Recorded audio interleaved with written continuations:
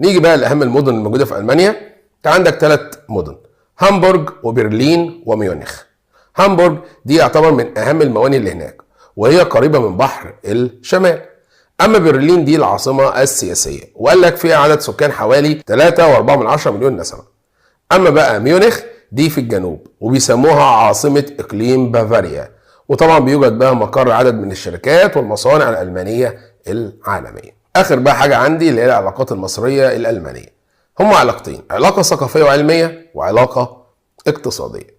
الثقافيه والعلميه ان احنا عندنا هنا في مصر هيئات تبع المانيا، زي هيئه التبادل العلمي الالمانيه، المركز الثقافي الالماني، الجامعه الالمانيه بالقاهره، ومعهد الاثار الالماني. اما بقى العلاقات الاقتصاديه، المانيا عملت حاجتين: اول حاجه تمويل المانيا لمحطات توليد الكهرباء من الرياح في مصر، يعني تدينا فلوس عشان نولد الكهرباء من الرياح، وطبعا بنديها لهم.